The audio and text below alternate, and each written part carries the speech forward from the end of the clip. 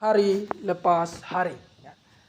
Tema kita, saya memberikan tema kecil yaitu cinta uang atau cinta Tuhan. Tema kita cinta uang atau cinta Tuhan. Bapak mama saudara-saudara yang diberkati oleh Tuhan. Kalau kita melihat teks bacaan ini, tentunya kita tahu ya siapa Yudas itu. Mungkin dari bapak mama ada yang bisa menjelaskan singkat siapa Yudas atau anak-anak remaja. Siapa Yudas?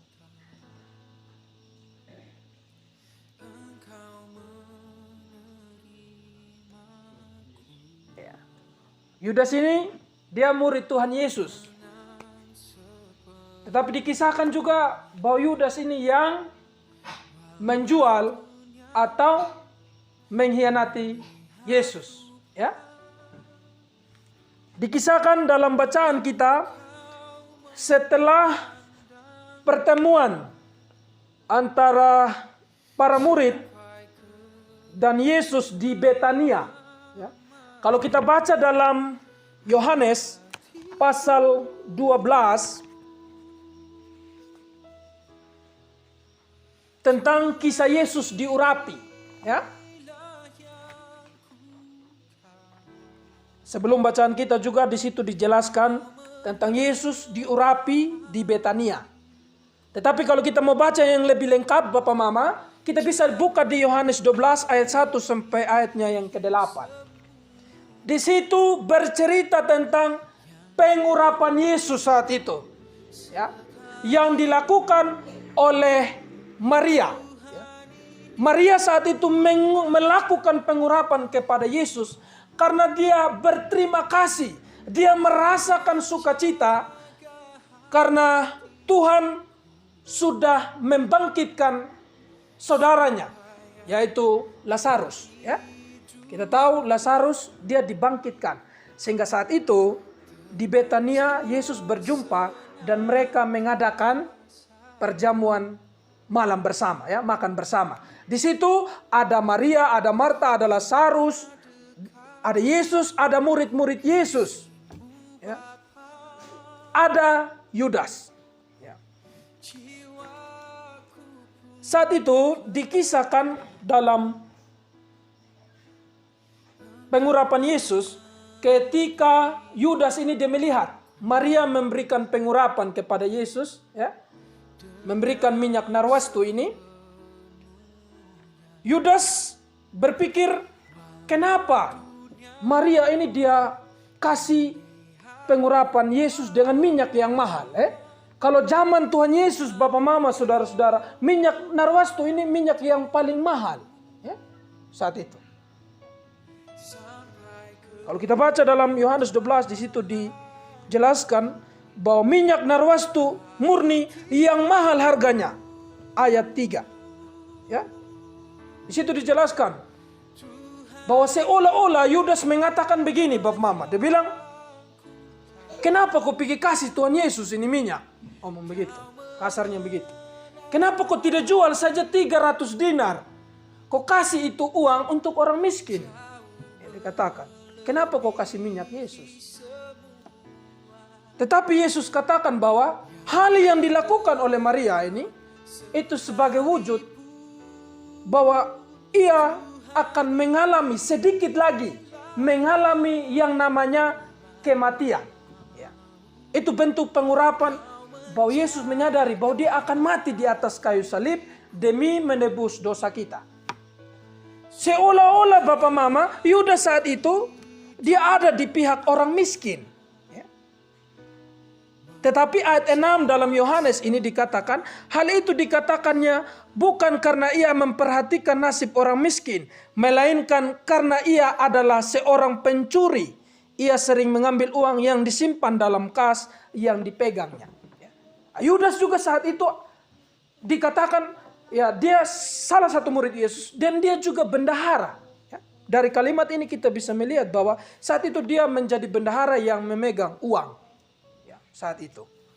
Tetapi dikatakan ketika dia mengatakan bahwa kenapa itu uang kau tidak kasih, kau jual itu minyak kasih di orang miskin, 300 dinar, itu tidak muncul dari dalam hatinya. Ya. Karena dikatakan ia adalah seorang pencuri. Ya. Jadi dia menunjukkan kasih yang pura-pura. Ya. Bapak mama saudara-saudara, ya. Dari latar belakang ini mau mengantar kita untuk memahami bacaan kita dari Markus 14 ini, ya. Ya, setelah peristiwa di Betania itu terjadi, lalu pergilah Yudas Iskariot, salah seorang dari ke-12 murid itu, kepada imam-imam kepala dengan maksud untuk menyerahkan Yesus kepadanya. Latar belakangnya tadi itu Bapak Mama, ketika dia mengikuti Yesus, dia kira dia akan dapat sesuatu yang berharga. Maksud hal ini adalah material. Maksudnya ketika dia ikut Yesus, mungkin dia akan dapat sesuatu. Dalam hal ini harga. Tetapi ternyata ketika mereka mengikuti Yesus, mereka harus ada dalam melayani yang sungguh-sungguh menjadi pemberitaan Injil. Sehingga saat itu Yudas mengkhianati Yesus, atau Yudas ini dia menjual Yesus kepada para imam, para ahli Taurat. Ya. Kalau kita sering membaca Alkitab, Bapak Mama, bahwa para ahli Taurat ini mereka takut saat itu. Ya, ketika ada Yesus. Yesus mengajar di sinagoge, dia banyak melakukan mujizat. Para imam-imam yang ada di sinagoge atau di rumah Tuhan, di gereja, saat itu disebut sinagoge namanya. Ya. Gereja, mereka takut. Woi, Tuhan Yesus dia hadir ini, dia mampu saingi keberadaannya saya, dong bilang. Ya. Bahasa sederhananya begitu. Makanya perlu kita singkirkan sama Tuhan Yesus. Saat itu mereka menghasut Yudas sudah ini. Dan dikatakan dalam bacaan kita, mereka sangat gembira waktu mendengar. Ayat 11, mereka sangat gembira waktu mendengar. Mendengar ini ketika Yudas menghampiri mereka dan Yudas menjual Tuhan Yesus. Ya. Bapak Mama, saudara-saudara yang diberkati oleh Tuhan. Tetapi pada kisah yang selanjutnya, ya, pada kisah yang selanjutnya, kalau Bapak Mama coba buka di Matius 27. Mari kita buka Matius 27. Matius 27 ayat 3 sampai 4. Saya baca untuk kita. Pada waktu Yudas yang menyerahkan dia melihat bahwa Yesus telah dijatuhi hukuman mati, menyesallah ia, lalu mengembalikan uang yang 30 perak itu kepada imam-imam, kepala dan tua-tua. Dan berkata, aku telah berdosa karena menyerahkan darah orang yang tak bersalah. Tetapi jawab mereka, apa urusan kami dengan itu? Itu urusanmu sendiri. Kita bisa melihat bahwa pada akhirnya Yudas yang mengkhianati Yesus, dia sadar atas segala keberdosaan yang sudah dia lakukan. Ya. Dia menjual Yesus, tapi pada akhirnya ketika dia mengembalikan uang itu, kejatuhan hukuman sudah terjadi dalam kehidupan Yudas. Pada akhirnya dalam cerita Alkitab, Yudas mati gantung diri atas penyesalan dosa yang dia sudah perbuat. Bapak Mama, saudara-saudara yang diberkati oleh Tuhan. Kembali dalam kehidupan kita hari lepas hari, ya, secara khusus di minggu Prapaskah saat ini, ya, kita orang percaya sudah masuk dalam minggu Prapaskah yang ke-6. Minggu depan kita masuk minggu Prapaskah yang ke-7 dan kita akan melaksanakan Paskah, ya, perayaan Paskah pada tanggal 4 April. Ya. Tentunya saudara-saudara sekalian, ketika kita sudah mengakui sebagai bahwa Tuhan adalah juru selamat kita, ya, kiranya kita tidak ada dalam sikap seperti Yudas ya saat ini. Ya. Tentunya kita tidak menjual Yesus ya seperti yang dilakukan oleh Yudas ya. Maksudnya dalam hal ini begini Bapak Mama. Kita tidak ada ya dalam kehidupan kita tidak mengkhianati Yesus ya dengan kita menjual Yesus demi jodoh, demi karir, demi jabatan kita ya. Ada begitu banyak orang di luar sana, para pejabat Bapak Mama, dulunya orang Kristen ya. Ketika ia ingin dapat posisi yang pas, posisi yang baik, dia menjual keimanannya kepada Yesus dan masuk Islam. Karena mayoritas kita orang Indonesia, kita negara Islam. Untuk mendapatkan kedudukan, kita mengkhianati Yesus, masuk Islam. Ada begitu juga banyak orang-orang muda yang mencintai pasangan yang beda agama. Bersyukur kalau di sini mungkin belum pernah terjadi. Ya.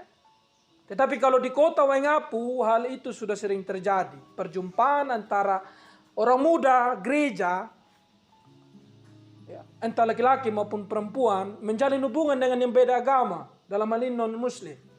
Dan mengkhianati Yesus, ikut menjadi orang muslim. Saya rasa itu adalah bentuk pengkhianatan kita kepada Yesus di masa sekarang ini. Ya. Kiranya lewat perenungan ini, Bapak, Mama, saudara-saudara, kita diingatkan untuk kita tetap menjadikan Tuhan Yesus sebagai prioritas di dalam kehidupan kita. Kita tidak pernah untuk menomorduakan Yesus dalam kehidupan kita. Kita tidak mau menjadi seorang pengkhianat dalam kehidupan kita. Ya. Memang dikatakan dalam nats pembimbing kita, uang memang penting Bapak Mama. Ya, kalau kita melihat tadi nats pembimbing kita katakan, pertama Timotius 5 ayat 6, karena akar segala kejahatan ialah cinta uang. Sebab oleh memburu uanglah beberapa orang yang telah menyimpang dari iman, menyiksa dirinya dengan berbagai duka. Artinya Bapak Mama, saudara-saudara, kita pun semua ini membutuhkan uang. Siapa yang tidak butuh uang? Ya? Untuk transaksi jual beli, untuk memenuhi kebutuhan kita. Kita membutuhkan uang. Tetapi sekiranya kehidupan saya dan saudara-saudara tidak dikendalikan oleh uang itu sendiri. Ya? Kita tidak dikendalikan oleh uang itu sendiri. Pakailah uang yang ada, berkat yang ada, sebagai alat untuk kita melayani Tuhan. Jangan kita menjadi hamba Tuhan, hamba uang. Ya. Kalau kita melihat dalam bacaan-bacaan Alkitab, baik perjanjian lama maupun perjanjian baru, ada begitu banyak kisah tentang, kalau berbicara tentang uang ini. Ya. Ada begitu banyak kisah bahwa orang-orang yang terjerat karena cinta uang, ya. Begitu saudara-saudara yang diberkati oleh Tuhan, ya. Seperti petunjuk hidup baru kita tadi dalam Matius 6 ayat 19 sampai ayatnya yang ke-21. Janganlah kamu mengumpulkan harta di bumi ngengat dan karat merusaknya dan pencuri membongkar serta mencurinya. Tetapi kumpullah bagianmu harta di sorga. Di sorga ingat, karat tidak merusaknya dan pencuri tidak membongkar serta mencurinya. Bapak Mama, saudara-saudara, artinya bahwa keberadaan hidup kita di dunia ini hanya sementara. Ya.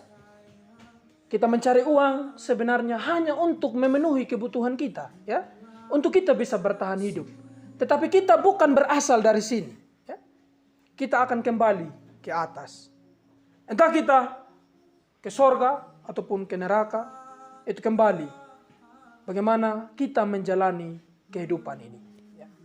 Saya tidak melarang untuk kita mencari uang, carilah uang terus untuk memenuhi kebutuhan kita.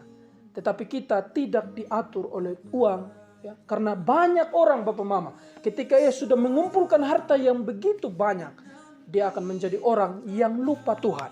Ya. Dia lupa Tuhan, dia menjauhkan diri dari Tuhan. Tanpa dia tahu bahwa sumber berkat adalah Tuhan itu sendiri. Ya. Untuk itu Bapak Mama yang diberkati oleh Tuhan, cintailah Yesus lebih dari segalanya. Karena dialah yang lebih berharga dari segala sesuatu. Layanilah dia dengan sebaik-baiknya. Kiranya kita tidak menjadi orang-orang Kristen yang mengkhianati Yesus di dalam kehidupan kita. Kiranya kita sungguh-sungguh bertumbuh dalam pengenalan yang benar tentang Yesus di dalam kehidupan kita. Kiranya firman Tuhan ini boleh memberkati kehidupan Bapak Mama, saudara-saudara sekalian.